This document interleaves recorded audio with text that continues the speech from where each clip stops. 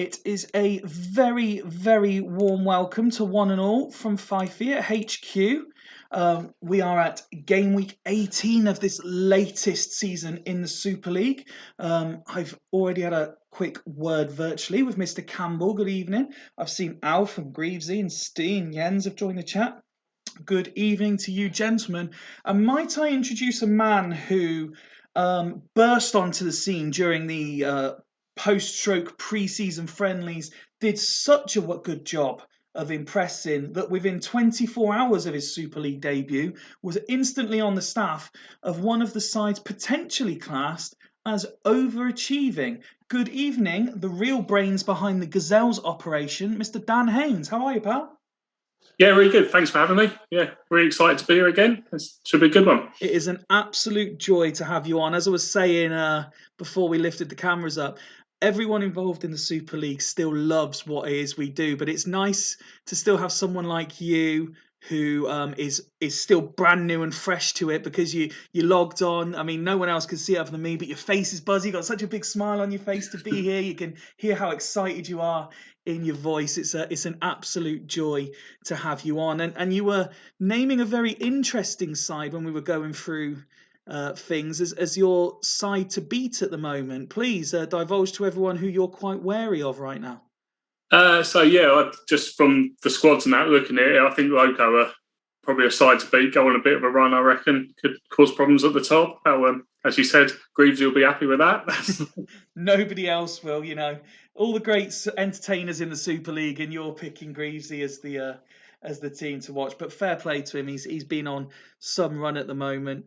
Let's talk about your involvement with Gazelles briefly. As I said, you took them in that pre-season friendly game, and then spoke to Martin, who we know isn't always available, and you've been on the staff, and he said yourself, Gazelles recently got Manager of the Month award, and he said, really, that's your award, not his.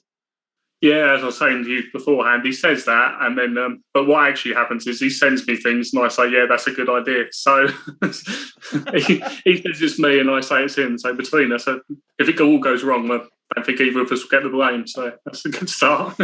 Well, as you're on comms, Ghost Games permitting, we'll leave Gazelle's trip to Devils to the end. I've been asked politely if we can also leave Dragon's visit to Halls till quite late, which Jens has agreed to, because Duggan is stuck in a bit of traffic. Let's just have a quick look at the league table before we get into the action. So Haggis back at the top, a point clear of Fulchester. And then crucially for those two, a 6-point gap already opened on the team you mentioned, Loco and Dudley. Let's start with the teams at the top. It's easy to say Haggis and Fulchester, but has anyone surprised you as such when you've been looking at their squads that they're doing so well? Yeah, like I say, Haggis and Fulchester have been very good. I like Loco's squad, as I said.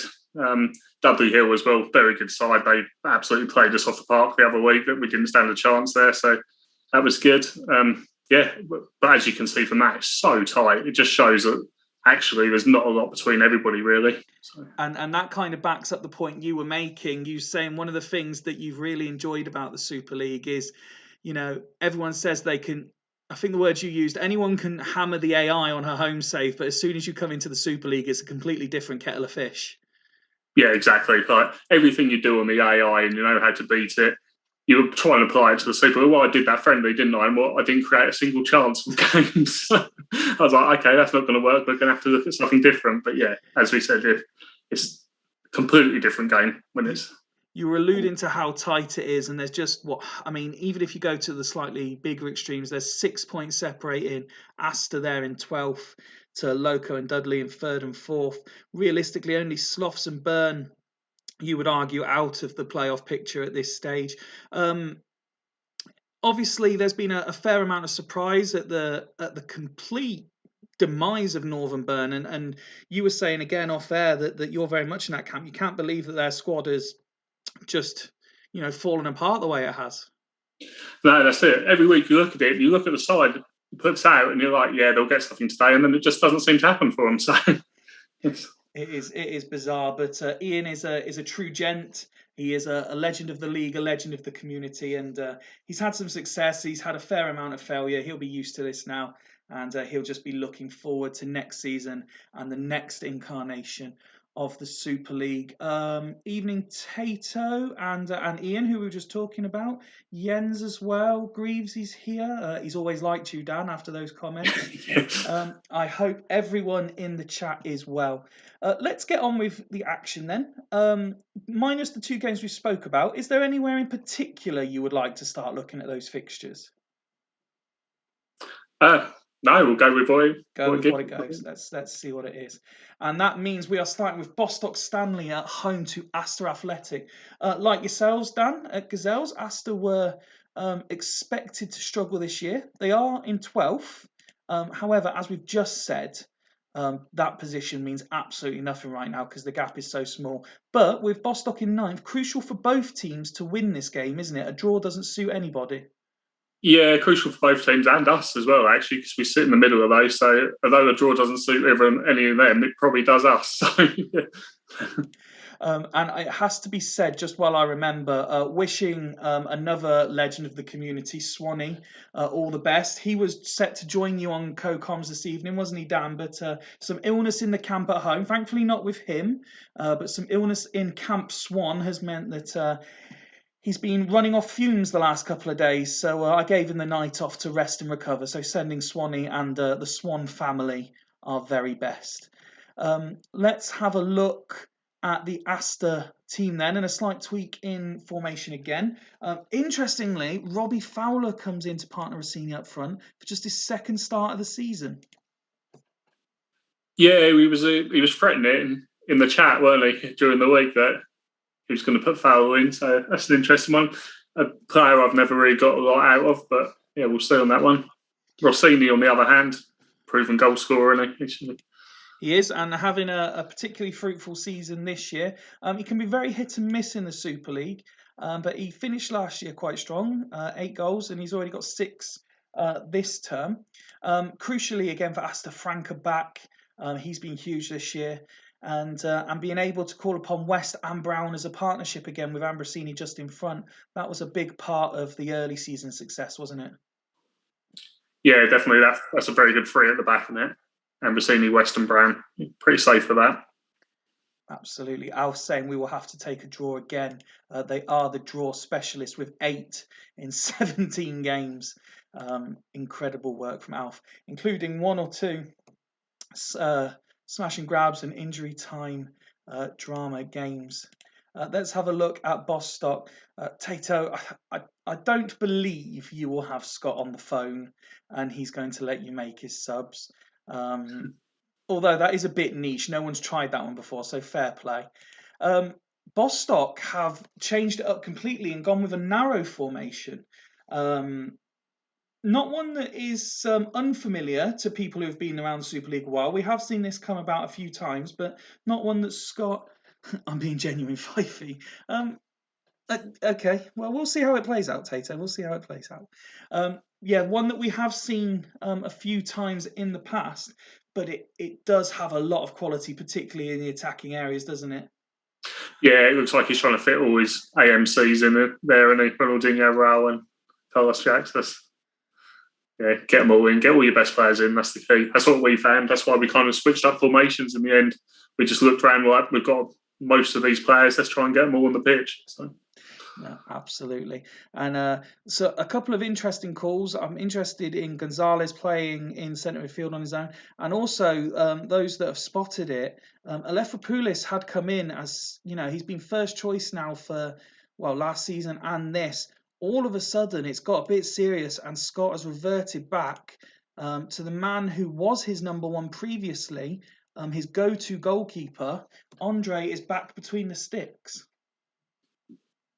Yeah, I think most sides struggle with keepers, don't they? It's quite difficult. We're very lucky to have Barthez in there. He's going to play every week. But yeah, quite a few people have been swapping their keepers around. But did I see he'd conceded 28 in, was it 16 or something? He has. Whereas last year he only got 21, did I see on that? Yeah, 21 in 21 last year. Yeah, so definitely worth a swap, isn't it? A down play in form for the number 1. So we are at kickoff for match number 1. Do you know what? I'm actually going to believe Tato now. He seems to be quite genuine that Scott's driving home and he's on the phone. So we'll see how it plays out. A prediction, please, for Bostock at home to Astor. We said a draw would help us out, so that'd be nice. But they're pretty level sides. We'll go 1-1. 1-1, the prediction. And Astor trying to score within the first minute, failed to do so, and Bostock going up the other end. And a lot of action in that first 2 minutes, and it's already 1-0 to the home side. Ronaldinho on 5 minutes. I sent the screenshot just to prove Scott was on the phone. Well, Scott won't be too worried at the moment. He's 1-0 up. Oh, and Andre back between the sticks, and he's been sent off. It was all going so well. Astor have a penalty, and Andre has been sent off. We'll wait for Scott to tell Tato, who will prove to Steve that it's what he wants, about who Alefropoulos will be coming on for. It will be one of the attacking midfield three, I would almost guarantee. But which one is the question? It wouldn't surprise me now if it's Raul. Yeah, you'd think it'd be Carlos Jax, but by going, not by the average rating, but by going normally, that's what you go for, wouldn't it? But looking at that, perhaps you should say. No, absolutely, absolutely. I'm going to predict Raul just because I know how much Scott likes Shax. Yet Tato saying Raul off. Is that Andre the Seal? So we've got Raul coming off. Alefropoulos coming on. Evening Rodeo, you've joined just in time. Can see Gonzalez. What about Gonzalez? Oh, that's who Steve predicted. Sorry. So Alefropoulos is on. It's a penalty to Astor, who are currently behind. So let's slow it right down just for the pen to see if Astor can level things up. Alefropoulos replacing Raul. It's Rossini. And he does level things up for the away side, who will play for essentially... Oh, Carlos Shax with his 5th of the season, having absolutely none of it. I was about to say Astor have got a long time to play with a man advantage, but Carlos Shax is just absolutely taking the piss out of Astor there from kick-off. And the half-time whistle goes, and Bostock go in a goal up, but a man down. And I think, to be fair, probably deservedly so done. Yeah, definitely. It seemed to jump from 20-odd minutes to 45 very quickly. It did, didn't it? Nothing happened. No, we had a busy couple of minutes and nothing happened. But yeah, as you say, it's probably about deserved. A whole half though, so Astor will think and still get something out of this. Let's have a look at what happened then. So Placente was first to the rebound. He was fouled in the penalty area going past the goalkeeper, so probably a red card was correct. Rossini took the penalty and scored. And then pretty much from kickoff, Jacques took it over halfway. West couldn't stop him. He just kept going. He continued bringing it forward, took it into the area and stuck it away. So literally running from kickoff to put Bostock back ahead. Let's see the stats for the home side. Scott says, don't change anything nor or at 60 unless there's an injury. That's very good. Thank you. That makes my life a lot easier. But just having a quick look down, it's very solid ratings, isn't it? Although quite low in terms of passing numbers. Yeah, it is though. Passing numbers must be quite direct tonight from them, but yeah. Absolutely. Greasy saying, cue Alf moaning and axing another keeper. Let's have a look at the Astor stats. And wow, look at all of those sixes. Even the goal scorer is on a 6. Yeah, we said the passing stats were low on Bostock, but it's even lower on there. Just no one having the ball. They must both be playing direct. It's just hoofing it long. Ridiculous. And then the only player who decided not to do that was Jacques when he scored the second goal. Yeah. Interesting to see if Alf does anything here. Condition, not a problem because nobody's doing anything. Purely form. I looked at his subs bench and I was disappointed in the lack of genuine attacking options that he had. Freddie Ljungberg isn't the sort of player who you would look at this and think he's going to change this game. No, he was one. I think Martin said when he was on there, we actually had a discussion, me and Martin, about Ljungberg, only because the way we play, he could have played in about 4 or 5 different positions for us. So we did have a think about it, but then went a different way in the end. Did indeed, and he wouldn't have come in as a starter, I don't think, but would have just been useful to have. Yeah. No, but you got Alex, which I think in the wider picture is a better acquisition for me. Fowler is coming off at half-time for the mentioned Freddie Ljungberg, with Franke going up top and Ljungberg in the hole. Does that change make sense to you, do you think? Yeah, it does. I saw something the other day, I can't remember what I was reading, and somebody said somebody had mentioned Ljungberg and said, "Oh, you got to play him in the hole behind us." Something I've never done before, but yeah. Let's see if it pays off for Alf. So no changes for Bostock. Alex being Demick this save. I'm not sure Demick is what you were looking for there. Torres with an early opportunity. And Franke does level things up on 51 minutes. His good season continues and has to come forward looking to go ahead for the first time in this game. And another opportunity. And we come to the hour mark as Franke has another opportunity. And the game pauses with Asta in the ascendancy and with a free kick in an attacking situation. What does Alf do here? I imagine he sticks, doesn't he? Because it's all looking quite rosy for him at the moment. Yeah, they've started playing now, haven't they? Yeah, I reckon he'll probably stick. The sub made a difference, moving Franke further up. Absolutely, he's having one hell of a season. Is Franke this year? That's his 6th goal in 16 games. He's also got 4 assists for Asa. Definitely his most productive season in this version of the Super League. And Alf saying stick. So stick we shall as we play on. Already had the word not to do anything with Scott. 2-2. We'll slow the commentary down for the last 20 minutes or so. Steve Finnan, 91% is a joy to behold an hour in, says Steve Wright. Probably Steve Finnan's biggest ever fan. And here comes Franke again. But left for Pulis does well. And Gonzalez manages to come away. We're into the final 10, into the final 5. Gonzalez, Torres, excellent sliding tackle. But Jacques picks it up. And Cafu, it goes out for a goal kick. 3 minutes to be added on. Heading into those 3 minutes now. Absolutely nothing happening in injury time. And, well, it looked to have all the makings of a classic. It ended a bit of a damp squib, Dan. Yeah, I thought Aston might go on and get the winner there. As we said, it's a good result for us. And we said at the start, maybe a draw from that one. So it's a nightmare result for both of these sides. I think Scott will take it, given he had 10 men for so definitely. long. Definitely. But it's the only people who win this is everyone else in the playoff hunt. We said that a lot on Sunday night, didn't we? Yeah, there's a lot of draws at the moment. A lot of draws.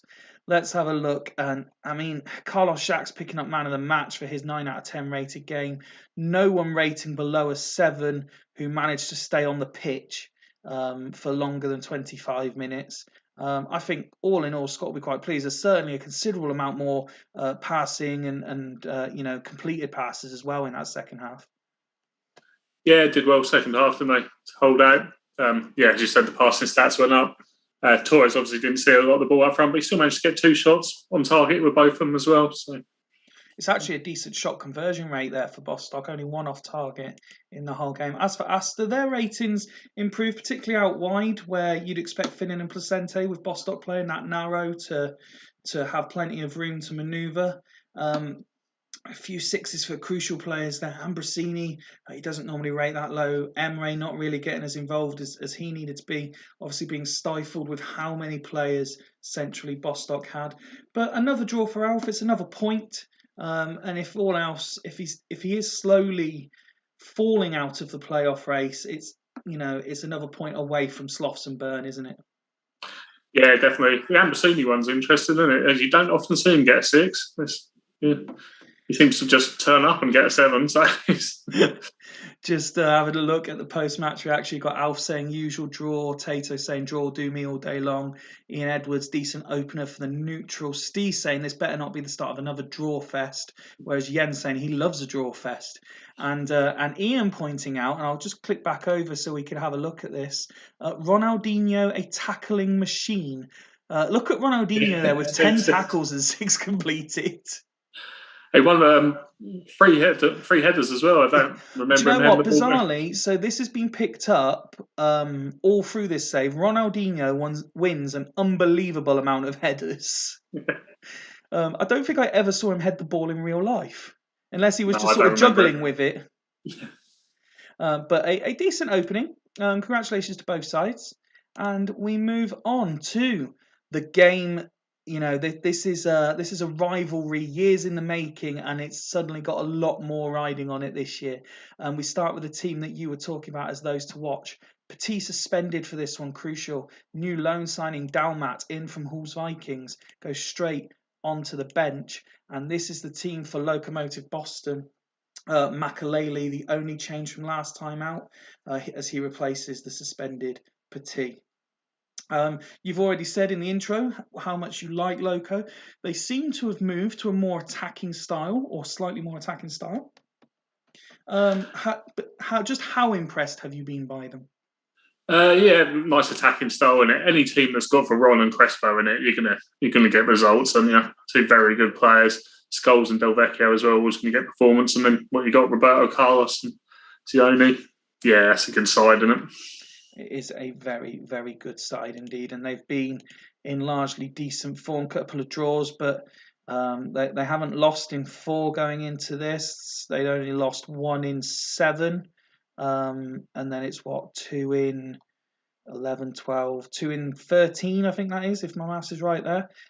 So Greasy doesn't lose often. He doesn't concede a lot of goals either, so you do have to work very hard to beat them. Yeah, if you look at the losses as well, it was Fulchester and Dudley Hill, wasn't it? So there's no shame losing to champions-elect and defending champions at all. Let's have a look then at the current league leaders.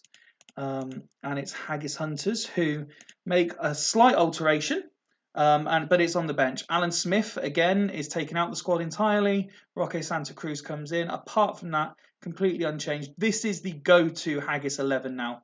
Ian, it took him a good couple of seasons, but he has settled on a tactic and an 11.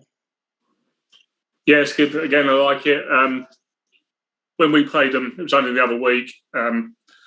Giggs on the left there, I think I saw him on the stats. He has the most dribbles per game and a lot of assists as well. I think we were 2-1 up, and I made a sub to try and stop that happening. And about a minute later, they scored again. So from his cross, so it didn't really help. But yeah, some good players in there again. Stam at the back, Samuel as well. Yeremies is very good on here as well. I appreciate you don't have the longest tenure within the Super League, so you don't know the full backstory to Ian, although I'm sure you've picked up a few tidbits along the way. When you look at this squad and the form that they've shown over the 17 games so far this season, could this be their year? Yeah, it could be. Once he keeps saying, people keep telling him that he had the best squad to start with, and he keeps saying he didn't. Yeah, Ian will always play it down. He was certainly up there in the top 3 or 4 from what I remember, season 1 of this save. I did see though, we play him last game of the season. So if he needs something, then that's going to be.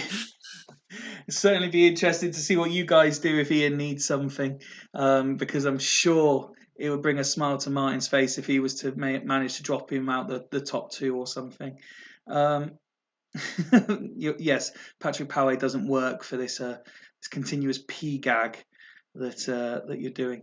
A prediction, please, Dan, for Loco at home to table topping Haggis Hunters. I think we're going to have quite a high scoring one. I reckon we're probably looking at 3-2 one way or the other. It's going to be close. I'll say Loco because I talked him up at the start. 3-2 to Loco. What a game that would be, having just seen a 2-2 as well. No goals in the first 15 minutes, but Haggis hit the woodwork. Loco coming forward themselves. An offside there. And Veron opens the scoring on 22 minutes for the home side. Casas has absolutely none of that and levels things up just 6 minutes later. Both sides coming forward, seeing a lot of the attacking players. Viduka very, very much involved at this moment. Another opportunity for Casas, but he fails to score. And Scholes, but it's offside. It's been ruled out. A yellow card now for Scholes as we're into first half injury time. Klompe goes in the book as well, and Haggis don't have time to take the free kick. So, half-time down, 2 goals. Plenty of attacking intent. As I said, plenty of notice in the text commentary of all the attacking players. Loco having a goal disallowed as well. Entertaining first half. Yeah, entertaining first half. The stats don't. Well, I suppose what we got shots on target 4 and 5. So yeah, that's not too bad. Yeah, there was always going to be goals. Duggan, welcome, pal. Glad to see that you've made it back. You've only missed one and a half games so far, and we were saving yours till later anyway. So now, if it pops up, we will play it. Let's have a look at the home side then. And wow, the first thing that jumps out there, Martin Lurson rating a 5 at half time. Something of a surprise. Only attempted one tackle. On tackle, Yeah, centre back. Haggis have had 5 attempts on goal. What's going on there? He didn't even make his tackle. Klompe doing all the work in the defence, look, completing 5 of 7. Yeah, that's interesting, isn't it, for your centre back? One tackle and concede. Veron carrying the brunt of the work in the attacking sense as well. Del Vecchio, Scholes and Crespo all rating 6 compared to his 8 at the interval. Interesting to see if Greavesy mixes things up. Let's have a look at Haggis then. Casillas rating a 6, but that's not too bad. It'd be, I think Ian will be more worried with Viduka and Del Piero both rating 6s, despite their creating. Giggs as well. Look, he needs his big players to stand up in this second half, doesn't he?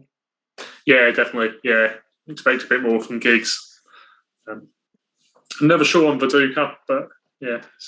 Viduka had a very rough ride in the early part of this save. Then went to Halls on loan last year, did well, averaging 1 in 2, and then got his move to Haggis this year, where 7 in 17 is a not bad return either. Ian saying roll till 60, please. No problem, Tato. He's genuinely doing well now, Casas, isn't he?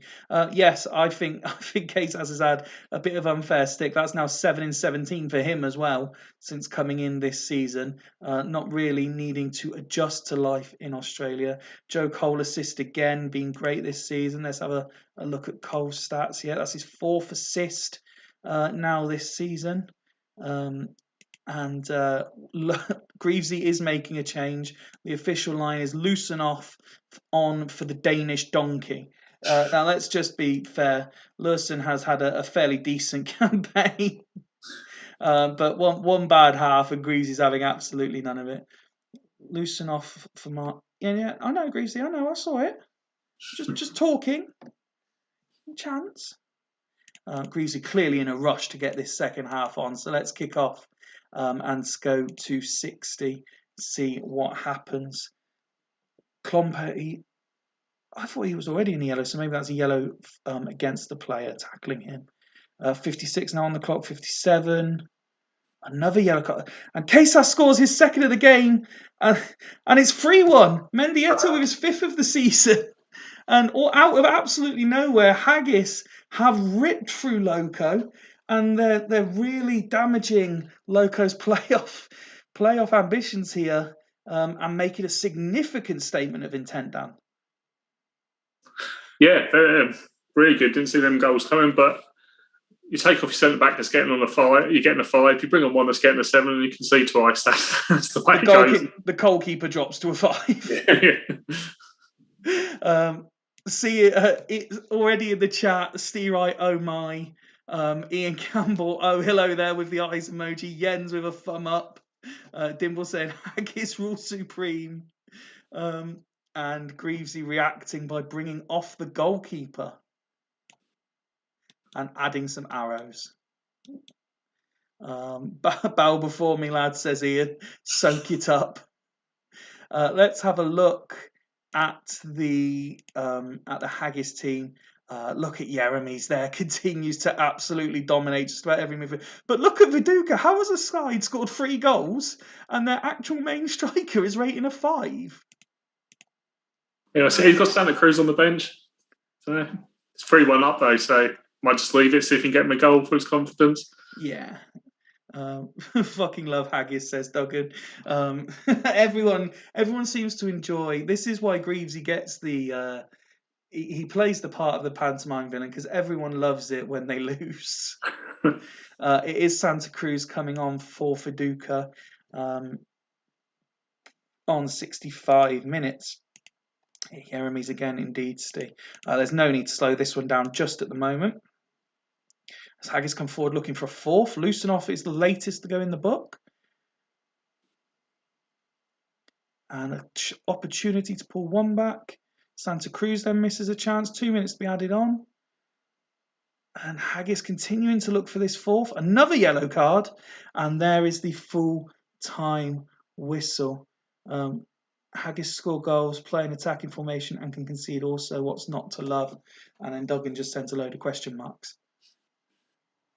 Good result for Haggis. Very Haggis good. have absolutely dominated Loco there. Yeah, very good performance. Very, very good indeed. Peruzzi dropped to a 4 just by walking off the pitch quite spectacularly. Probably dropped his gloves on the way out. See you in the final, says Greavesy. Unlucky, says Ian. I can't recall seeing a player get subbed and dropping a rating number just for doing so. What a sale Crespo has been. Smashed to Ian. Lots of reaction coming in the chat. Despite conceding 3, I spy Makalele getting a 9 rating for completing 8 out of 9 tackles, winning 50% of his headers. He's not the biggest midfielder in the world, and completing a fair amount of his passes. Now he's come in as an understudy to Petit, but has he perhaps found a way to get more regular first team action? Yeah, or maybe a partner for Petit. I see Tudor's below, maybe swap him over. I see Kloss got an 8 as well. That's quite impressive for a keeper coming on. The last time, to answer your question, Doug, and last time Loco shipped 3 was the opening day of the season away to Asta. Let's have a look then at Haggis. Kesas getting man of the match for his 2 goals. Jeremy's kept up his excellent performance. He won all of his headers as well. Completing 7 of 11 tackles. He's been an absolute beast. Joe Cole continuing to impress. Mendieta as well getting his goal. 1 extra shot on target, hardly a domination. Shots from the halfway line shouldn't count. Well, it depends if they go in, Greavesy. You know, you've just conceded 3 goals at home. That doesn't often happen. So pipe down. But all in all, a very, very impressive performance. Even Santa Cruz managed to get involved a little bit, working hard for his team with passes and tackles in his 20-odd minutes on the pitch. Yeah, Jeremy's very good again, weren't he? I think if you're redrafting, I think that might be a name very near the top of the picks. No, absolutely. And Duggan saying, make sure you set your alarms tomorrow, lads, as there'll be no good morning, gents message at 5:30 a.m. Congratulations to Haggis on what is a statement victory over a top 6 rival. Next up, we go to the last 2 teams to win the competition. Northern Burn, winners 2 seasons ago, entertaining Dudley Hill, winners last season. This is what Burn go with this time. And it's a return to what has done them well in the past, with some different names because of transfers that have happened. But I like the look of this. Novotny and Okoronkwo play together this time. They've both played in recent games, but unavailable to play together until tonight. Cannavaro still out is a huge miss. Roy Keane playing in that familiar Roy Keane role. Totti and Amar should be as good as anyone has in a midfield, with Brozek and Robin supporting Kluivert. Yeah, again, as we said, you look at it every week and you think, yeah, they're going to do something. They're going to get something tonight, and it just hasn't been going their way. But that's a strong team. That's a strong 11 throughout, isn't it, really? Absolutely. You look on the bench and perhaps that's where there's a bit of a problem, but there's still some good players on there. And Kluivert's always going to get you goals. I'm quite surprised in Robin. You normally get some very good numbers out of him, but I don't think he's had that much. Well, he's got 1 goal and 1 assist in 17 this year, but look at the years preceding that. Yeah, he's obviously got a broken Robin in this side. Just got a broken Burn in this season. That's what it is. But interestingly, despite losing last time out and losing 2 of their last 3, Westerveld continues in goals a while longer, with Toldo remaining on the bench. Yeah, he's one. Westerveld's one in the home save, and you can pick him up for not a lot of money, and he always does a really good job. So, yeah. Absolutely. Let's have a look then at the defending champions, who currently sit 4th on 26 points. They now know Haggis have won, so that gap is now 10 points. And as has been proven by Swan Stats, the we all know how crucial it is to finish in the top two. No one outside the top two has ever won the trophy. Finishing second is a slightly more favourable, it seems, as more winners come from second than first. But Stee is going to have to win and keep winning to keep pace with Fulchester and Haggis. And he's altered his tactic. He's gone for what I can only describe as something a bit Haggisy. I always say imitation is the greatest form of flattery, and there's a lot of teams mimicking this sort of Haggis type formation now. Although he's got a lot more arrows on his. Yeah, a lot of arrows in there. It's as we said, everybody kind of plays that same kind of way now. I think for a while everybody was going narrow. Now everybody's going slightly back to wingers or wide players. It happens every year. You go wide to narrow, 3 up front, 1 up front. It's that there seems to be a trend, and it just takes some managers a while longer to take to it. Yeah, we play with the 2 Waddick classes as wing backs, but we play wingers there, and it's more about the instructions. Let's be honest, you play with 9 men behind the ball and just hope Anelka can keep it long enough to shoot. Don't tell everybody our tactics. We've spent weeks developing that. But it is a very strong looking side. I like Vogel in centre midfield. I'm not sure Good Johnson would be my pick in there. I'm sure they must have someone perhaps a little bit better. But, Good Johnson's a steady squad player, doesn't often let Stee down. Nice to see Mackay back in the side. But again, the question needs to be asked. You win the title with Luca Toni and Saviola, who admittedly have been relatively poor this year. But when you're now playing with what is widely regarded as the worst version of Nicky Ferenko and an on-loan Ebby Sand that even a side further down the league didn't want to play, it's not exactly an attack that strikes fear into the heart, is it? No, it's not. And they took Dede off us as well, which we got absolutely nothing out of, and brought him into playing AMC at one point, which was a bit strange. But yeah, he's got 2 assists in 2 starts. 2 assists in 2 games. Yeah, perhaps he is going to get something out of him. We struggled. Well, let's go to kick-off then, as I ask you for your prediction for this one, please. You look at the sides and you say, yeah, Northern Burn there, but the way it's been going for them, we'll go 1-0 Dudley Hill, I think. 1-0 Dudley Hill. Steve again pointing out that he's got a 14 in the editor for playing attacking the field. Burn starting quite quickly, just need the goal, but instead they get an injury. And once again, Okoronkwo and Novotny are not going to be playing together for very long. This feels like an old Burn night, this, says Duggan. Well, if it is going to be, then it's going to be with Kevin Hoffland in the heart of the defence, you'd imagine, because he's the obvious swap, in my opinion. Yeah, it's a decent player to bring on. I'm a big Hoffland fan. I think he's one of the better centre-backs in the league. That change is confirmed, and we carry on, and Robin and Cole, and they just can't force the ball over the line as Dudley now come forward, try to show them how it's done, but they fail to convert as well. Totti, Cole, Aymar all getting involved. The referee getting involved a little bit as well. And there is the goal for Brozek on 28 minutes for bottom of the league. But Roy Mackay, how many times every game so far there's been a very quick response to going a goal behind? Roy Mackay levelling things up on 34 as Good Johnson goes into the book. Into injury time. Brozek in injury time sends Burn in at the break, a goal up. And another interesting first half, Dan. Yeah, another good first half, wasn't it? There was somebody saying the other week about playing Brozek up front. I wasn't sure on that. I'm normally playing behind the front man, but seems to be working today. No, absolutely. He has got 2 goals so far tonight, and we are only at half-time. I think there's a lot more to go in this game.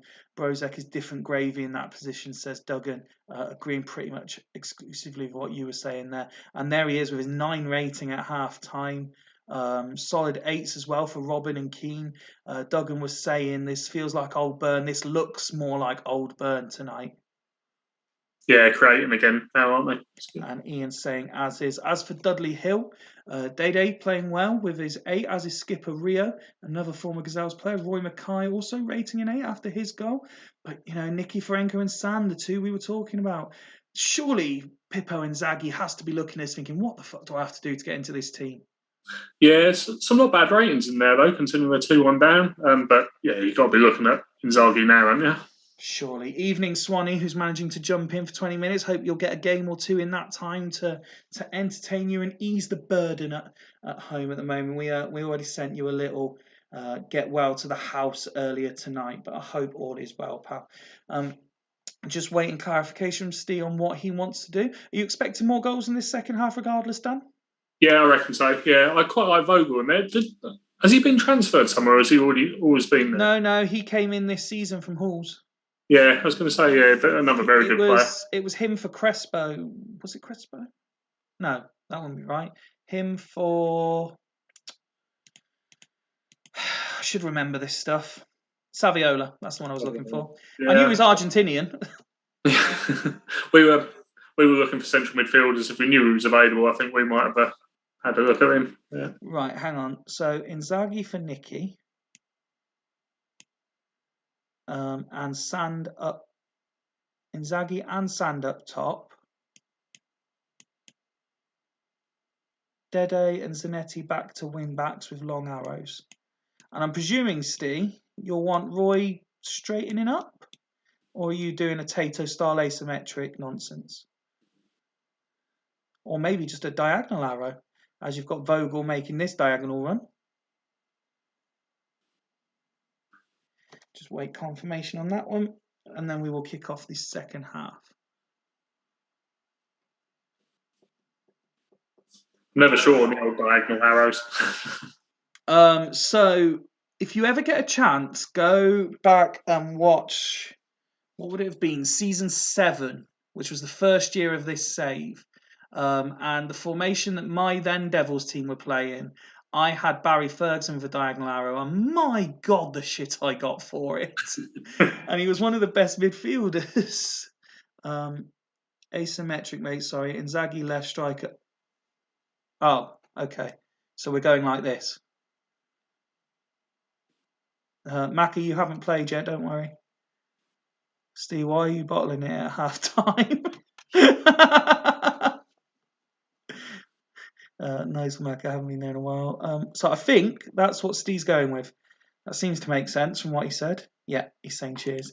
Five, for the issue that people had wasn't the diagonal arrow, and you damn well know it. No, so basically, the formation Leddersford have been playing recently with that 2 and then 4 in front. I had Barry Ferguson as one of the CDMs, but with a diagonal arrow up to centre midfield.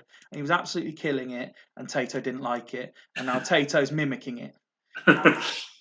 As we kick off the second half, expecting more goals here. And it's Dudley with a couple of opportunities, Byrne coming forward, and then a lot of time flies by. We're waiting to stop. Dudley in an attacking position as we stop for the tactics break. Robin continued to impress so far in the second half. Sorry, Dan. Let's have a look at the condition of these Byrne players. There's nothing really. At least I'm using a DMC in that position. Yes, but you've got him running into an attacking position, Tater. You need to be more daring. This is the reason that Devils won it, because we were daring to attack. You look like you attack with defensive players. What's the point? It's counterproductive. You want to be a league's entertainer, you need to attack. As expected. Yeah, as is for them there, yeah, doing all right. Lillian Thuram drop into a 5. Look at that. Unbelievable, really. My centre mid are fucking dog shit, mate. So are your attacking mids. I've told you this. You've not got the players to play the open, expansive Devils football. Although you did have. It was Leddersford who played that very entertaining game recently with Draggers, which ended about 27-32. I just didn't have a clue what was going on. Anyway, you've got Petkov. He's a brilliant midfielder. Dan showed you how good he was. Are you expecting, Royce maybe? The champions flailing. The champions are taking their time with their subs. That's what they're doing, Ian. We're having to fill it with talk of Devils from 4 seasons ago, just to entertain Tato. Yeah, well, 2-1 down, perhaps he might go for it. Maybe Addo for Thuram, as he's not doing too well. Go 2 central defensive midfielders. So we're going 3 up top, straight arrows, and Good Johnson coming off for Royce. So it's certainly more attacking from the defending champions. Can you see it working, though? That's a big open space here now. That's a big open space. We play without anybody in there, but we haven't got anybody that plays in there, so that's why we don't hit. Yeah. Oh, hang on, no, we got more. Oh, Steve's given up with this one. He's doing some of his Swemp nonsense now with a long arrow for Kaladze right up to the strikers. For no obvious reason whatsoever. But we'll see if it works out for him. 65 on the clock. Burn still leading Dudley Hill 2-1. We'll wait to slow it down. Totti and Robin. Cliver. Dudley Hill defending well. King picks it up though, and Totti and Robin. Zanetti picks it up and looks for Sand. And now Roy Mackay. Vesterveld gets it and gives it to Aymar. Keane, Novotny. Playing backwards, Burn. It's not really the way you want to go. But here comes Robin. And still Robin. And Aymar. Fingertip save. And it goes out for a corner. 82 now on the clock as Kaladze heads it clear. Totti picking it up. And still Totti and Robin. And Cliver hits the side netting. 2 minutes being added onto this one. You feel like Burn are going to perhaps get a third here. But every time you think that, Dudley Hill will come forward and get an equaliser. And now here's Royzer and Inzaghi. Still Inzaghi looks up, finds Mackay even. I'm obviously hungry. Apologies. Inzaghi. But Vesterveld with a good saves move into injury time. And he hits the upright and Keane manages to clear. And there's the final whistle. I thought Mr. Campbell had jinxed it by putting early good result for the playoff challenge as this, but he hasn't. Bottom of the table, Northern Burn beats defending champions Dudley Hill 2-1. And Dudley Hill will look at this and think, if only we could actually put something on target, we might have got something out of this game. Yeah, another entertaining game though. We kept saying, didn't we, it's about time Burn got a win out of it, so it's a good result for them. They'll be happy. Robin playing well. And he's already sent a good game, Steve Hardlines. But very, very impressive. And look at that performance from Robin. 2 assists from him tonight, proving crucial. He and Brozek linking up very well in this game. Yeah, we said, didn't we, at the start that you normally get a lot more out of Robin, so we'll be happy with that. Absolutely. And Vesterveld continues to impress in goal. Burner back, says Tato. Are they? Ian will be very quick to shoot that one down because every time they win this season, they follow it up with a defeat. But as Duggan has reiterated there, that looks a lot like the old. But look at Roy Keane's stats here. 39 of 45 passes completed. 5 out of 5 tackles. He's done just about everything you could possibly expect and has only been given an 8 rating. I think that's a harsh 8. Yeah, it definitely is, isn't it? Quite interesting that Robin with his 3 tackles and won all 3 of them as well. That's impressive from attacking midfield. And Dimble put in, I'd be fuming if I was Ian. Where is that Robin and that team been for 17 weeks? That's a very, very good point. As for Dudley Hill, not bad ratings, particularly with the defensive players. Lillian Ceramics, the obvious exception. Kaladze as well in that, but it's just the attack. They just didn't quite get firing, did they? No, Kaladze's interesting considering he had his long arrow from the defensive midfield striker and he still ended up with a 9. That's quite impressive. I'll have to try that one. I'm just also keeping up with the chat as Macca says he's fucked. And Tato blaming Steve. It was 2-1 at half-time after a masterclass. Ian saying they're going to go missing Saturday night, Dimble, don't worry. Whereas Dimble saying Burn are going to take some decent points from now on. It was a very, very good performance from Northern Burn. And like I say, Dudley, their only issue really was the fact that only 30% of their shots on goal were actually on target. They're normally quite a clinical team, so if they'd had a few more, they could have easily snatched a draw, if not a win. But congratulations, Northern Burn, who just keep things interesting at the bottom of the table. We've seen Astor drop points tonight. Sloth's yet to come as well. Will be interesting. Macca, let's do Fulchester at home to Sloths for you. Now, there were a couple of changes, notably on the bench, is where Macca's freshened things up this week. We had Yepes and Molina come onto the bench. Last time it was Dudek and Melito. In terms of the starting 11, there was one, wasn't there? Van der Laan started the last game, but he's been replaced by Gattuso. This is a very, very strong Fulchester side. And again, having already seen Haggis win, they know what they're going to need to do to keep pace as well. Yeah, definitely need a win tonight, don't they? I see he's gone back to Buffon the last couple of games after quite a few games out. Marina was doing okay in there, but he had a rubbish one a couple of weeks ago, didn't he? Yeah, Macca kept faith with him for a little while, but then this 5 and Macca was like, no, that's it. He was even off the bench. Yeah. And he's only just managed to get back on the bench.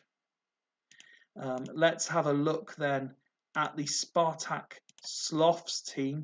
Again, adopting this kind of sort of borderline Haggisy thing, although they've got a diagonal arrow in here as well. They've got no arrow on their attacking midfielder. Interesting to see how it works.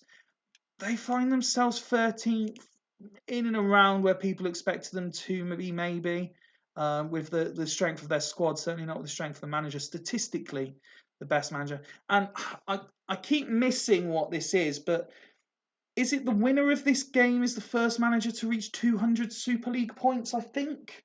Or I think Hodgie might have said that because he lost the last one, he can only get to 199 if he wins this. I am spectacularly fucked, says Macca. But you know they have struggled for squad strength, but I don't think that's a bad looking 11 they've put out there. No, you're always going to get goals from Pizarro, aren't you? I like him. To Nielsen as well.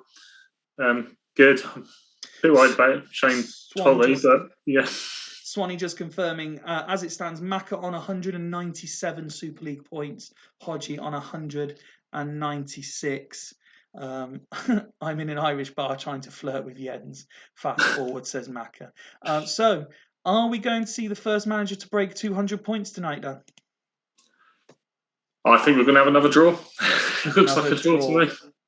Let's see if you are correct. Sloth's starting very, very quickly. 7 minutes. They've had a couple of attempts, but Van der Vaart then forcing Sloth's keeper into a save. Pizarro with an opportunity.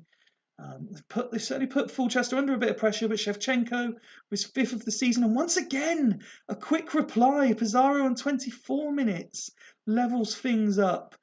Not going to make it easy to get to 200, are they, Sloths? Big loss vibes. Hate the game. Says Macca. Fulchester go 2-1 up from Comandini on 44 minutes. And a Sloth's going to level up again? Oh, they tried, but Pizarro missing just as Mr. Prentice blows the halftime whistle. But that is just two teams going all out to score there, isn't it?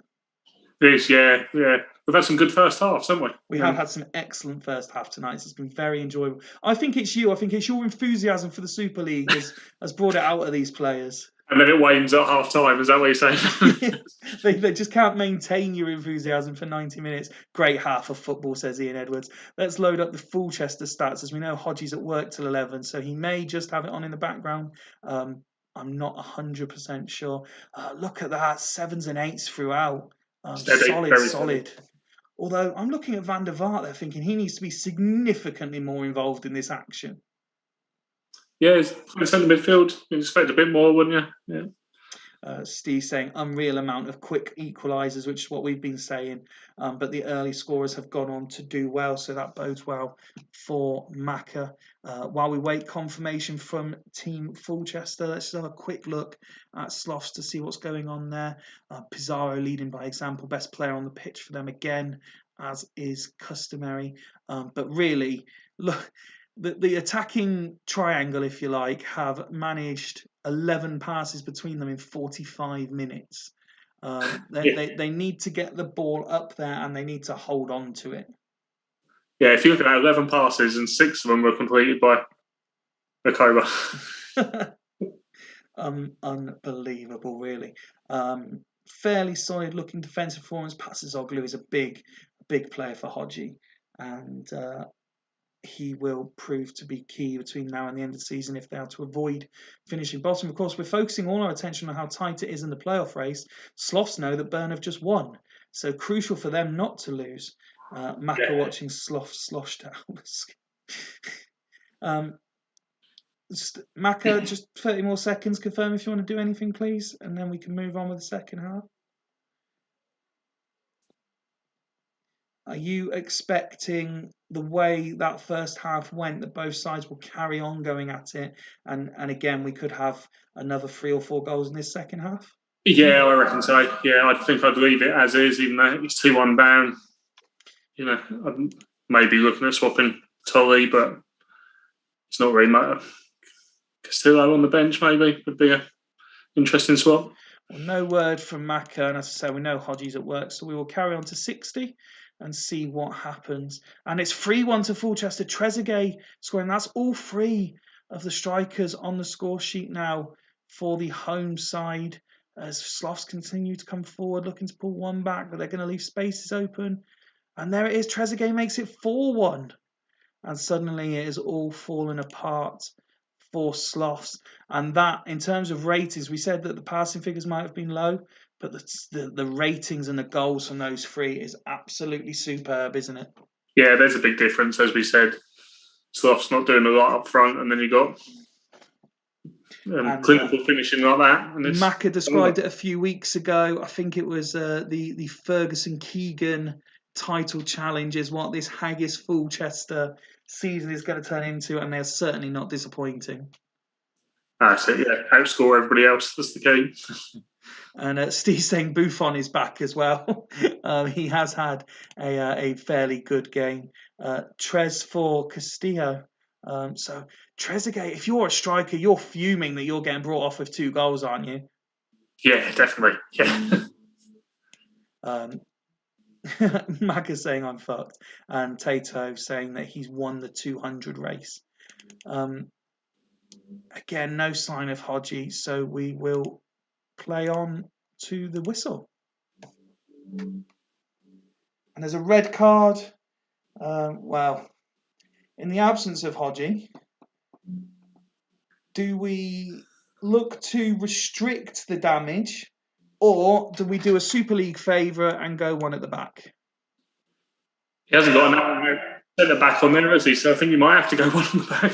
One at the back it is. Maka, you are allowed to change it if you want to, but I don't think you will somehow. We'll give you 30 seconds just to confirm. Although he is probably enjoying himself far too much to really be paying too much attention to what's going on.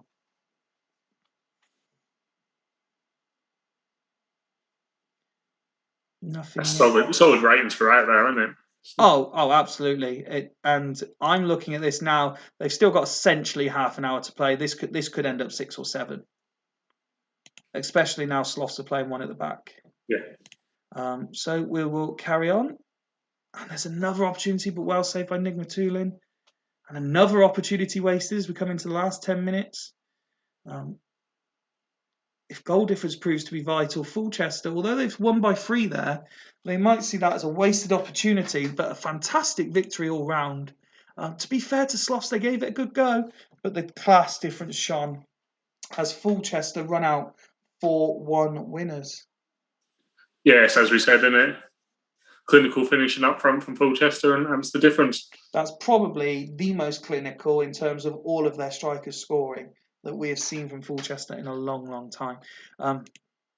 And despite all of them scoring, David Beckham there getting man of the match. He got 2 assists in there. But look at this string of 9s here. Lucio, Nedved, Beckham, Trezeguet, all rating 9s at full time. Oh, and there's Curtis as well. John Curtis having an excellent game at the back. All of these players outshining Nicky Butt, who is the go-to man for Fulchester. It's just solid, isn't it? Yeah, it's probably one of the better performances of the season, really, isn't it? It's difficult to say for a team that are in second, but yeah, absolutely. Very good. Completely agree. And then on the flip side, only Pizarro and Pat Zizoglu coming out with any real credit for Sloths. It was just a bad day at the office, wasn't it? Yeah, you look at Makoba, not too bad, but the other 2, you've got to be more in the game than that, haven't you? No, absolutely. But Pizarro does what he's known for, and despite Sloth's troubles, that now takes him to 8 goals for the season, and he's got 4 assists, just continuing to stay in the hunt for the Golden Boot. Imagine, we said it when Hodgie was on comms. Imagine what this Pizarro would do, say, in this Fulchester team, though. It would be, it could be scenes. It could be absolute numbers coming out of Pizarro in this team. But congratulations, Fulchester. Yeah, good performance there. And that, no, we're saving that one. So let's go to the next one on the list, which would be Churchtown at home to Ledisford. I'll bring them back next season, Jens, if there is. There is definitely a season next year, Swanee, but it's a whole new Super League. We've got a whole new draft, and we've got a whole new set of stuff to announce, and we're going to try and make it even more engaging if we possibly can. Pizarro has been unreal, Steve, you're right. Churchtown, they mix it up a bit. They're going 2 up top. Luca Tony and Hussein up there with Brugging in support, and it's Aga Hauer, the man restricted to bench duties. I thought he was having quite a good season, wasn't he, Agahauer? He has. Yeah, I think he scored against us. Swanee is some man for one man. He is indeed. He is indeed. But yes, you're right. Aga Hauer has had a good job, but Hussein leading the top goal scoring charts, Tony the big loan signing, and Brugging, who a lot of the time he just seems to be floating about the game, but 8 goals and 2 assists in 17 starts this season. Yeah, it's good, isn't it? Especially playing from AMC as well. It's very good. Absolutely. Campbell saying Churchtown can really capitalise tonight. They absolutely can, but let's not forget it is 5th versus 6th. So if we just have a look down, we've already seen Bostock draw. Halls, we have seen Halls play, haven't we? No, they're playing Dragons. We haven't seen that yet. We haven't seen Devils yet either because they play yourselves. So none of these teams really, with the exception of Bostock, none of these teams have played yet. So this is crucial for both of these teams.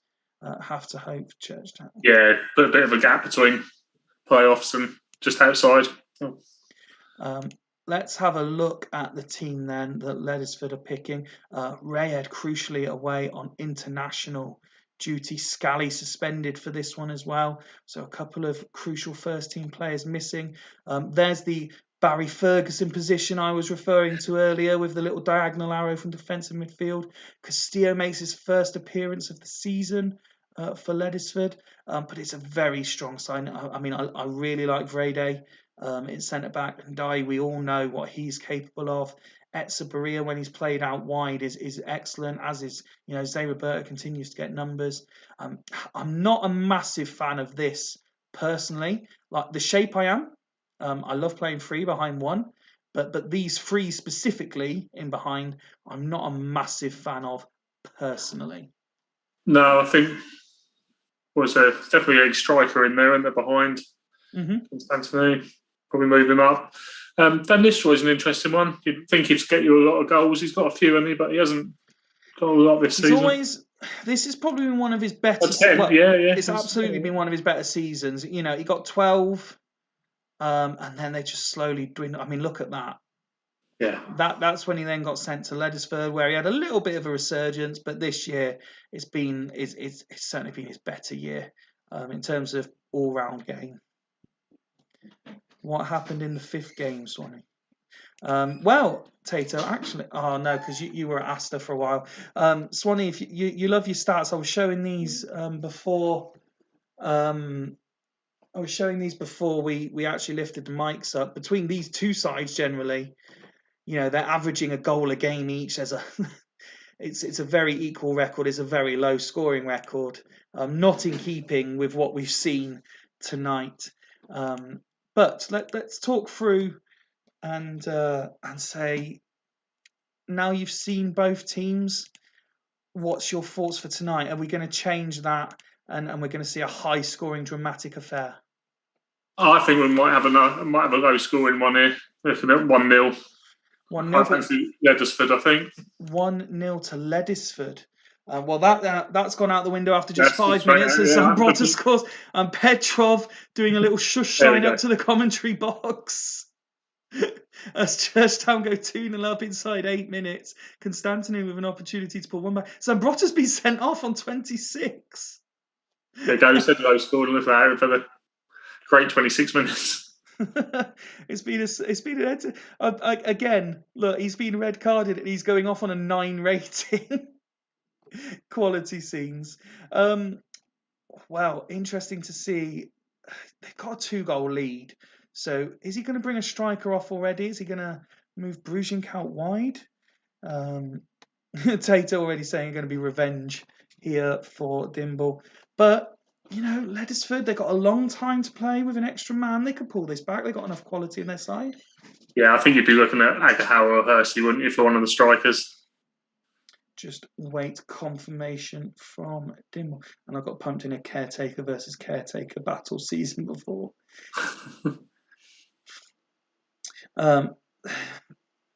Hussein for Agahawa might right mid, Tony central. So the man leading the goal scoring charts is being withdrawn on just 26 minutes. And of course, Tata, the red card means you can alter your team as well if you so wish. It's been a very difficult opening 25 minutes for you. So now's a chance to really alter things and try and sort this mess out. He's got to go for it, hasn't he? Got to go for it.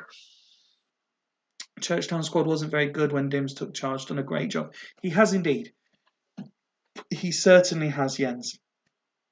You say he's got to go for it. How? Keep it till half-time, please, says Tater. Hoping things will have calmed down slightly by then. Let's see if it does. And there was a chance for Ledesford to pull one back. 2 minutes to be added on. Can they get one back before the break? No is the answer. And let's have a look at the match stat. I mean, that's just ruthlessly efficient, isn't it? 2 on target, 2 goals. They've had exactly the same amount of chances created and on target, and yet one of the sides has got a 2-goal margin. Yeah, you can't get much fairer than that, can you, at half-time, really? No, absolutely not. Passes completion, the whole lot. But, yeah, to be 2-0 down, you'd be disappointed. Looking at the ratings, unsurprising to see Oliver Kahn rating quite highly. Mendes de Silva playing well as well at half-time. Zambrotta's rating went down to an 8 because of his red card there. No real conditional issues either for Churchtown, so I fully expect Dimble to keep it as is here. Yeah, should stay as is it. Keep as is the message from Dimble. Let's have a look then at Ledesford to see what is going on and what they can do about it. Vieri is the obvious answer. And do they maybe bring Vieri on for someone and go free up top, already having Constantinu on the pitch, as you mentioned? Put the 3 of them up there and see if that will make a difference. We saw it make a difference earlier in the night. Is it too early to be making those sorts of changes? 2-0 down, half-time, yeah. I think you've got to go for it, really. I think you're looking at 3 up front and drop the other 2. Well, it is 3 up front, but not necessarily the 3 you're expecting. Constantinu and Galletti. Castillo central. So he's going like this. No changes at halftime, but a tactical alteration. Yeah, give it a try. If he gets a goal, then you're probably looking at the area, aren't you, at 60 minutes. There's no 5 ratings, which is a positive. Arrow on AMC, please. That's why I was waiting, Tato. So we go to 60. Let's see how 3 up top alters things. And they want a penalty. The referee says no. 56 minutes now. Churchtown go 3-0 up. Oh, it's been disallowed. Brujink was offside. And it doesn't matter. It's 3-0 now. Petrov with his 2nd of the game. And Ledesford, Tato must be watching this thinking, what is going on? Yeah. Dimble is an absolute dreamland, having a man less and 3 goals to the good. Yeah, you would normally say make a sub, tighten it up a bit, but 3-0 up, might as well stick with it, go for it. No, absolutely agree. Completely agree. Petrov's one of the players, isn't he? That fantastic on the game. Absolutely brilliant, Petrov, no matter where you play him. Tato, without even seeing his stats, has not reacted well to going 3-0 down. We will make those changes once we get the keep as is message from Dimble. Unless, of course, he does want to make a change to this. Keep it again. Thank you, Dimble. So, Ledesford. Vieri on for Castillo.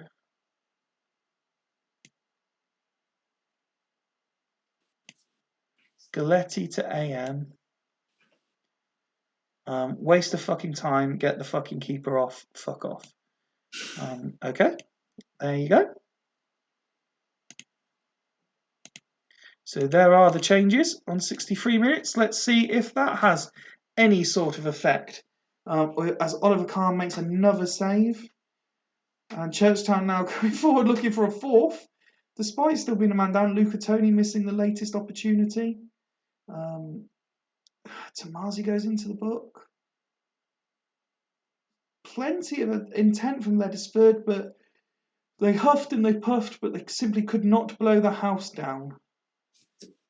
As Churchtown ease to a 3-0 victory, despite playing essentially 70 minutes with 10 men. Again, as we said at halftime, very even, but Churchtown just knew how to put the ball in the net. Yeah, we said it in the game before, didn't we? Clinical in front of the goal, that's the key. Yeah. If you looked at them stats, you wouldn't think that was a 3-0 win to Churchtown there, would you? No, not at all. As Churchtown are being showered with praise, Stilian Petrov, man of the match, for his 2-goal, 9-star performance. But just look at the amount of 8s within this team as well. Take Hussein, who got subbed at the red card, so he never really had time to stamp his place on the team. Of the starters, 7, the lowest rating for any player. Yeah, it's good. Some good passing stats in there as well. Some very high completions in there. No, absolutely. That's a great spot. As what have we got going on in the chat here?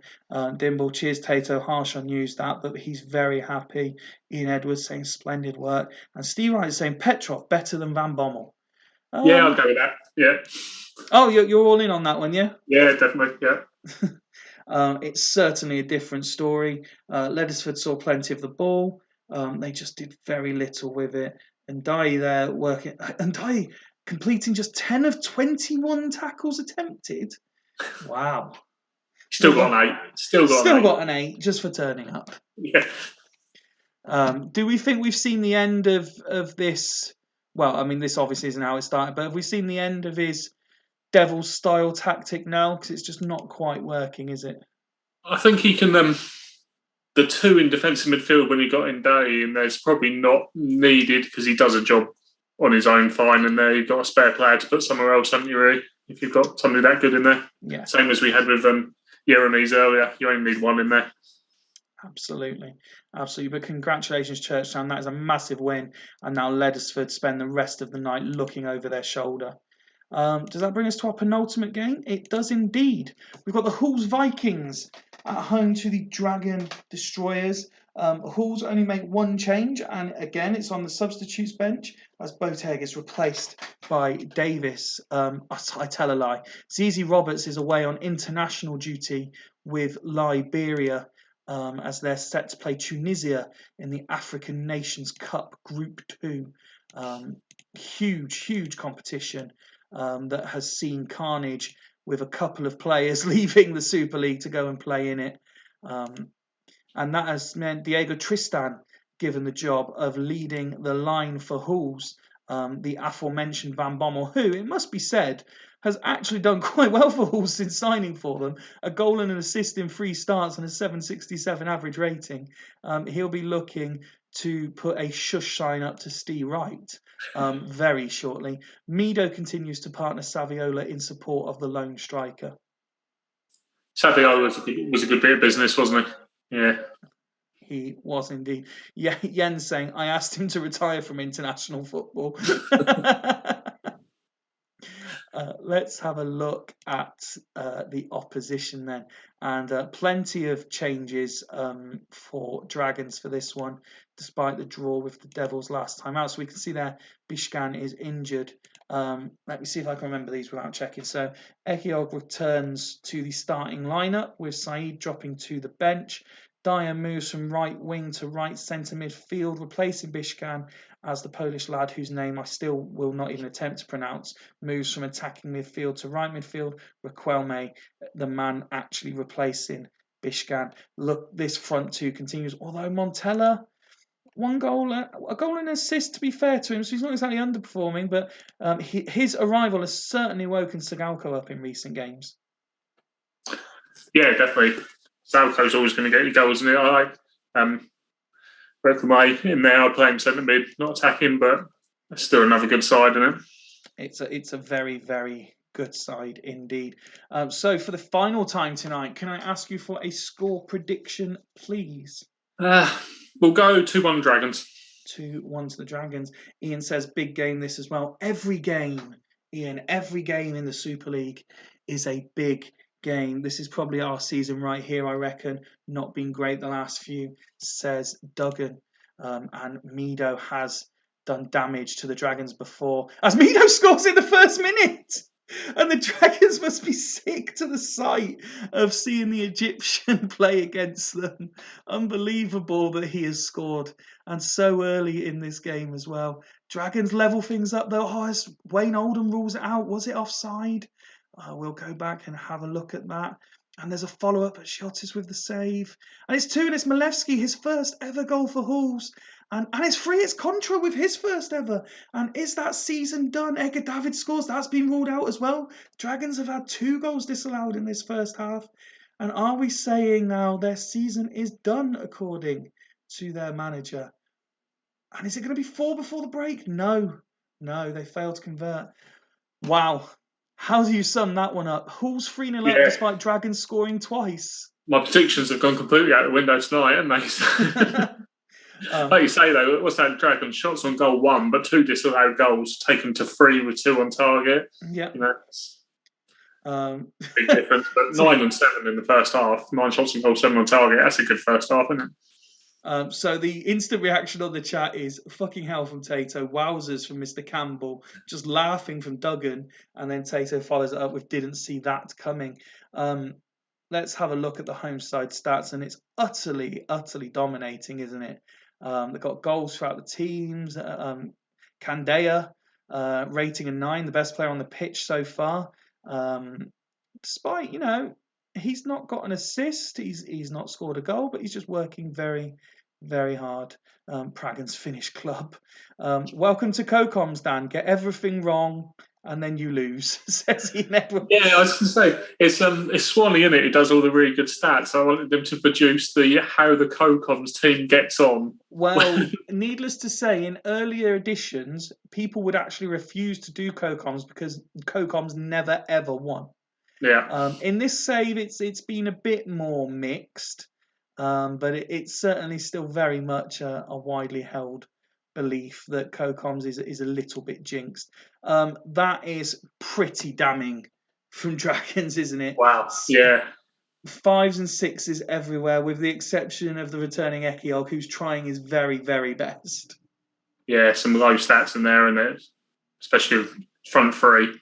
They're just not seeing the ball. We've had 12 completed passes as opposed to 11 earlier, so it's one better. But yeah. Well, Duggan making sweeping changes, whereas Jens saying as is till 60 for me, please. Right, so what have we got? Raquelme off, Carew on. 3 up top. Uliano for Saeed.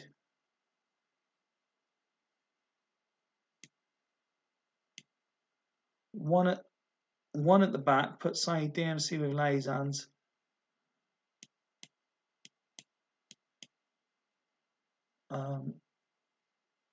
Puts DMC with Lazans, half arrow on Davids and Dyer.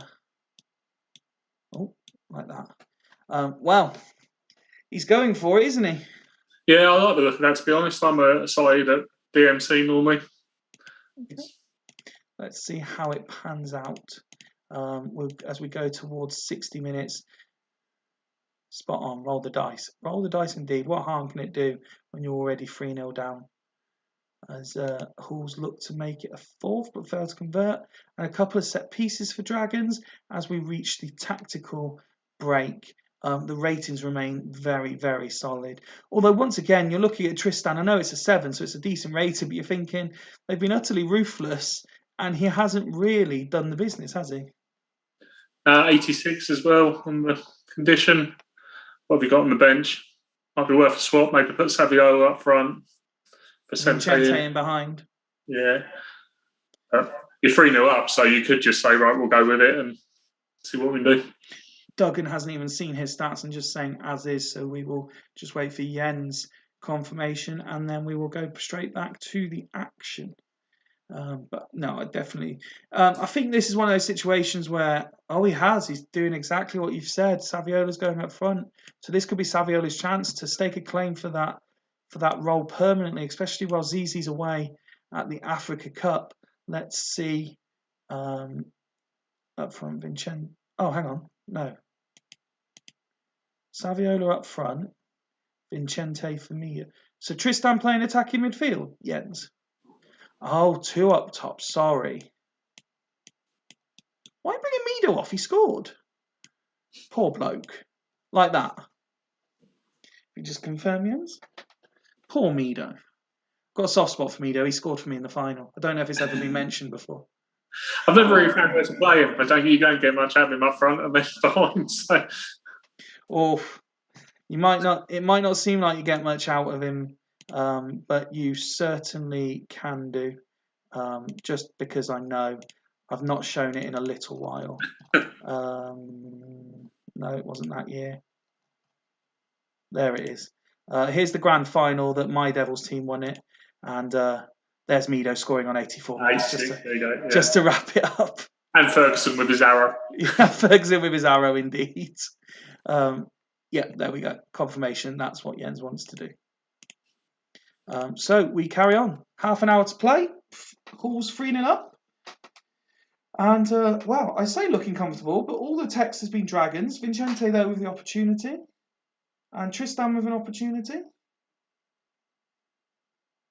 And Carew with an opportunity. Plenty of opportunities all round, but no one fancies scoring any more goals. And the game concludes Hall's Vikings running out 3-0 winners against the Dragons. That's a good win. It's a very good win for Halls. Huge win. We've just seen Leddersford lose. We're now seeing Dragons lose. There's a couple of the play. We're not saying anyone's out of the race because they've lost one game, but it's important to pick points up when rivals are losing, isn't it? Yeah, definitely. Yeah. Looking at those ratings, absolutely solid. Saviola picking up man of the match. As Dragon says, awful. Duggan saying the Dragons were awful. It's just, again, it's like one or two other performances we've seen tonight. It just looks solid. There's nothing you can critique there and say that they need to improve on at all. No, again, some very good passing stats again in there. Very high completion in there. Absolutely. 22-19. Yeah. We then go and have a look at the Dragon squad. Just so many 5s and 6s, just players not turning up tonight at all. Yeah, nothing from the front man there, was it? No, nothing at all. Poor night for the Dragons, and some soul searching needed to get them firmly back in the playoff picture. And that brings us to the main event of the night. And this is a Dan Gazelles, isn't it? This isn't a Martin Gazelles tonight. No, yes, Dan Gazelles tonight. It's something we've gone with before. So talk us through your selection, because it does show a couple of changes from the draw with Loco last time out. Yeah, we had Terry suspended, so glad to get him back in. Martin tried Yakubu at the back. He said it didn't work, but I thought, 2-2, we didn't have a bad result last out. Smerton and CILs picked themselves in the centre of the pitch. Zenden and Alex, interchangeable really on that side. I just went with Zenden because when we first brought him in, he was doing really well. We've struggled with that MC right in the middle. Karagunis is getting a shot in there at the moment. We brought in Basadata earlier on loan. He hasn't been brilliant, but he hasn't been bad. So yeah, it's and what can you say about Seedorf? Absolutely brilliant. Absolutely brilliant. Although he did get a 5 2 games ago, so not always the best. Rating doesn't always show what he's doing. But the 9 assists, that's what. Oh, absolutely, some solid assists. And tell me, as we click over to the Devils, which is an interesting squad selection, Gazelles widely tipped to finish bottom this year. What was if you're allowed to divulge it, the discussions between you and Martin? Was it a case of just don't finish bottom, or was there genuine belief you could crash the top 6? No, there's general belief. If you ask Martin, he'd say we could win it. He's like, he said, yeah, we'll win it. I thought we could perhaps get outside shot of the playoffs to be around there at the end. I think would be pretty good with the squad and everybody tipping us to finish bottom. We've done all right. We didn't have a great start. A couple more wins at the start or a couple of draws of those. I think we were quite disappointed the other week losing, but we're going all right. Yeah. One of the comments I did see pre-match that interested me was Rob saying, "Okay, guys, I will play my best wing-back." A lot of controversy with Zauri not really featuring this year, but he's obviously, as you can see, one of many players unavailable tonight for differing reasons, mainly suspensions. Unsurprising to see Montero, Nesta, and Bowyer all out, but we do see Christian Diaz return to the Devils team for the first time this season. And I presume that's who Rob means when he says his greatest wing-back. Van Bronckhorst dropped from the squad entirely as they keep their one at the back. They've got 3 up top, and they've got Diaz and Oya playing wide with Vieira and Soroczynski in the middle. And Steve's noticed that Gio isn't playing as well and has just sent a lot of laughing emojis into the chat. That's still a strong side, though, isn't it? Again, we'll talk about it. Vieira in the middle, Ferguson. I quite like Wellens. I know he gets a bit of stick on here, but you can get decent numbers out of him. One at the back. As we said earlier, good against the AI. Not entirely convinced in the Super League, but they'll probably come and hammer us now, and everybody will be like, one at the back's the way to go. What do you make of that front three? It's pretty strong, isn't it? Henry and Penza, Kesman. So you got on the bench. There's no striker on the bench, but it's not the worst, is it? We're playing one, and we're playing an Elka, and we're no striker on the bench, so that tells you a lot. Well, indeed. So Barry Ferguson is leading out the Devils tonight, and bizarrely, it decided that was going to be a ghost game, even though it was the last one. So no harm done. You're in your fetching away colours. As it's your team, as is customary, I won't ask for a prediction. I will just say good luck to you and Martin and to Rob as we kick off tonight's main event, Devils at home to Gazelles. And we will see you at half-time, Dan, as Devils come forward early looking to score, but it's well saved and goes out. And Devils certainly seem to be dominating in this opening 20 minutes. Gazelles come forward, those ending, and a yellow card handed out. Vieira getting involved. Gazelles have certainly played their way into the game. 35 minutes on the clock. Devils waste the latest opportunity. Yellow card for Zayaleas. Another yellow card handed out. And I think that said Anelka must score. As we know, whenever it says someone must score, they don't. And we get to half-time.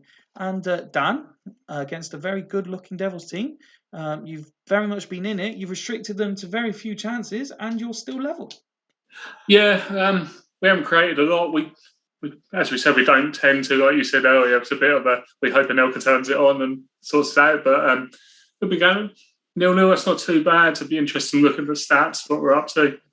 Well, I've not seen Rob yet in the chat, but we will have a look in case he's watching quietly in the background. Ayala, the one at the back, is performing quite well. Kept their front pretty quiet, haven't we, there, the passes. Absolutely. Vieira doing what he does every game. Well, you say that, but he's only won a quarter of his tackles, and he is only rating a 6 at half-time. There's Rob, just got here in time for his game.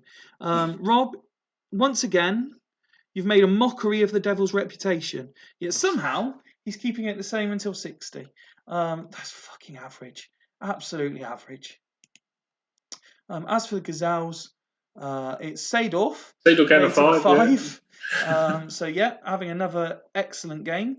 But when you look at that, what jumps out at you straight away other than the 5? 5 for Seedorf, but at the same time, you don't want to take him off, do you? Because there's always assists in there. Other than that, Centre backs, what we got? 6 Ellis. I think we need to change something, don't we, just to give it a try. So can we do Karagunas for Nakata, please? You can indeed. Karagunas being withdrawn for Nakata in midfield. Clarence doing Clarence, says Steve. He'll get an assist, yeah, it's fine. And is that 8 till 60?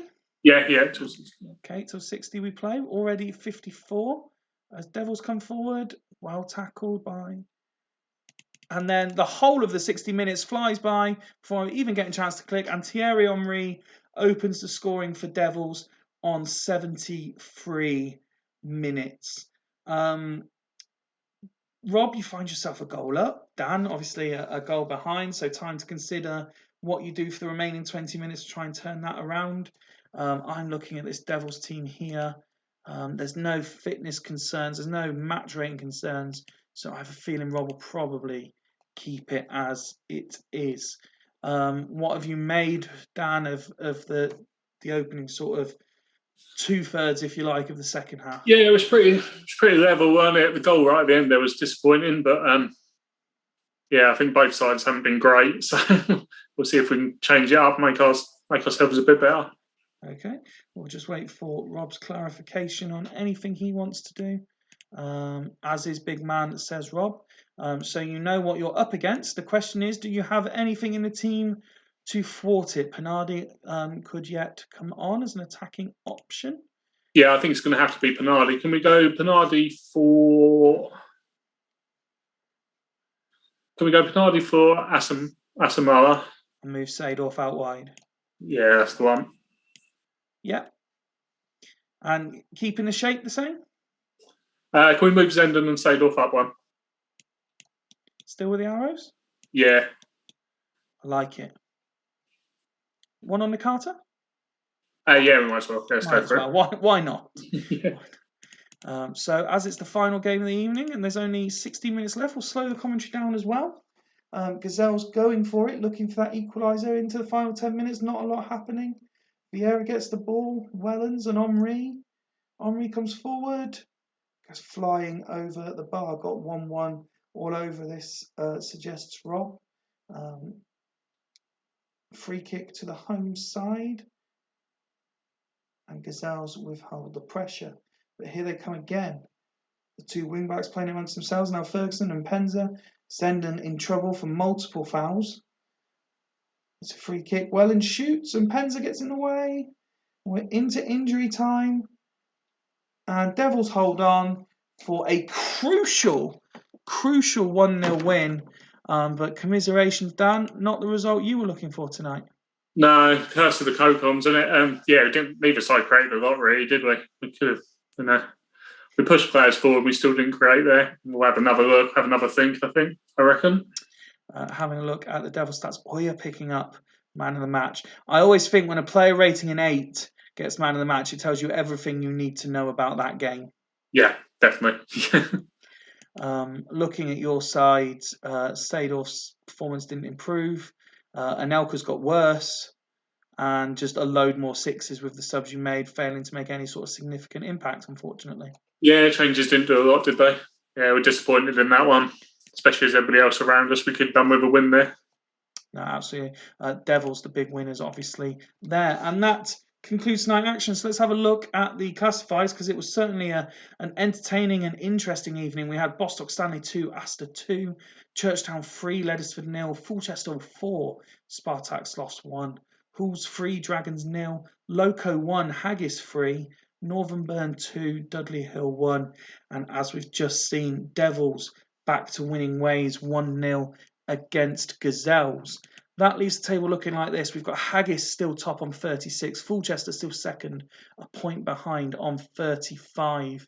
And then we've got an 8-point gap to that cluster of 3 teams, Churchtown, Hools and Devils, all now in the 3, 4 and 5 positions on 27 points. Loco on goal difference with a goal difference of 0 in 6th place on 26. Dudley Hill with their goal difference of -1 in 7th. And then there's a 2-point gap back to Leddersford, a further point back to Bostock. And then we're just starting now to see that gap. Astor Dragons and Gazelles all on 21, 5 points below the dotted line. And crucially, look at that, Northern Burn moving within a point of Sloths tonight. Aster and Dragons look done now, says Tato. Well, surely if Aster and Dragons do, surely Gazelles do as well, Tato. They're on the same points. But yeah, huge. So a couple of huge wins when you look at Devils and Halls in particular. Yeah, so top two showing their quality again then tonight, weren't they? Starting to be a bit of a gap. We could have really done with a win tonight, But we'll go again next week. So, we'll have another. Tato saying Gazelles were never involved. 2 weeks ago we were. Let's have a look at the fixtures for Sunday then, and we'll get your reaction to yours in just a moment. So we've got Dragons at home to Aster. That is huge. Absolutely huge game. If either of these sides have ambitions of making a late run for it, they simply have to win that game. We've got Dudley Hill at home to Halls. Again, massive game. Dudley cannot lose any more ground on these sides. Gazelles, we'll come back to that. You're at home to Bostock. Top of the league, home to second in the league. And it's not confirmed yet. So Ian and Macca, I invite you both on right now to do co-coms together for that crucial game if you are available on Sunday night. If not, I completely understand, but it's not often we get to do first versus second. Leddersford host Devils. We've got Northern Burn against Loco. Could we see Burn now start taking points off top six sides? And Sloths, they host Churchtown. How are you feeling about Bostock at home, Dan? Yeah, as you said, there's another big game in it because that 12th, 11th, 10th, 9th, yeah, it's another must-win for us if we've got any ideas about going playoffs. Absolutely must-win there. There's big games all over that, and then the top two will be good. As you say, Northern Burn could do everybody a favour, maybe against Loco. That'd be an interesting game. Absolutely. Listen, Dan, thank you very much. And of course, the other thing to remember, I promised the next little season-defining moment at the end of game week 19. So there is an announcement on Sunday, which could have huge bearings in where the title is going this year. But Dan, thank you very much for your time this evening. Thank you very much for everything you've done so far this season as well and being involved. It's been nice having some fresh blood, and it's certainly been nice having you join me on comms tonight. Yeah, no worries. Yeah, shame about the result for us tonight, but yeah, I've enjoyed it so far. It's been really good. We're doing okay. We'll stick with okay. We will stick with okay. Packs will be out in due course. I am travelling down to Swindon tomorrow. On the assumption I make good time, they will be out before I go out. If I don't make good time, you won't get them till Saturday afternoon sometime when I've travelled back again. Yes, player stats in a minute, Jens. Player stats in a minute. Enjoyable that. Thank you. Thanks to everyone who's thanking us. I'm sure the thanks is mostly aimed at Dan, who, as I say, has been an excellent co-commentator. But from me and the Gazelles assistant manager, until Sunday when the top two go head to head from Super League HQ. Good night. Cheers, everyone. All right.